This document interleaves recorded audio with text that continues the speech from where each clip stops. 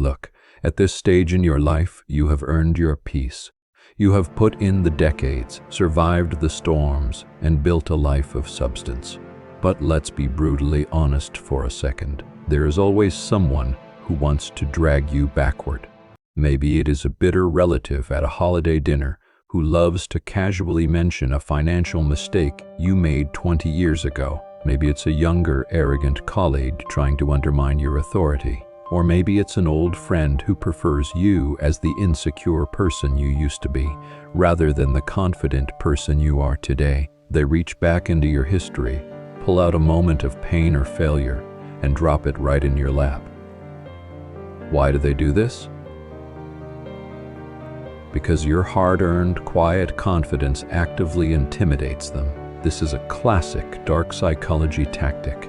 They want to rattle your cage. They want to see you flustered, angry, and defending yourself. When someone weaponizes your history, your natural human instinct is to fight back.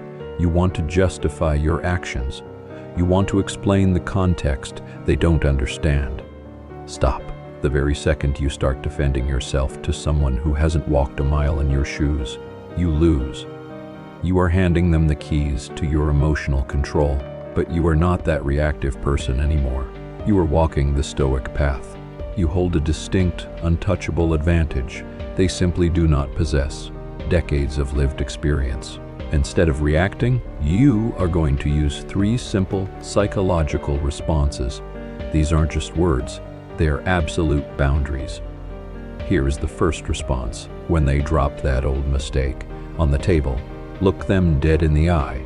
Let a second of silence pass and say with absolute chilling calm, "Yes, that happened."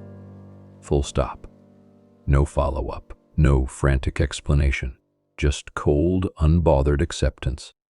Do you know how terrifying it is to a manipulator when you refuse to flinch? By owning your history, warts and all, you instantly drain the shock value from their attack. They wanted drama and panic. You gave them a brick wall. But we do not stop there. You need to remind them exactly who they are dealing with. Here is the second response, designed to shift the power dynamic completely, and I have learned from it. Think about the sheer weight of that statement. You have survived things that would break the person sitting across from you.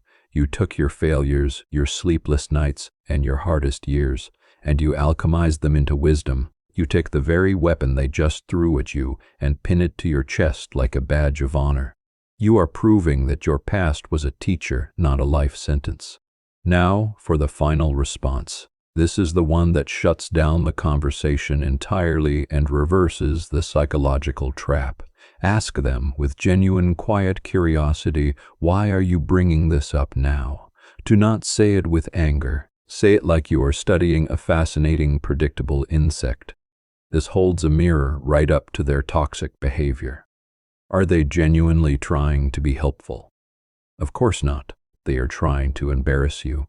By asking this simple question, you force them to explain their own petty, immature motives out loud in front of everyone. You shift the harsh spotlight completely off your past and burn it directly onto their lack of character.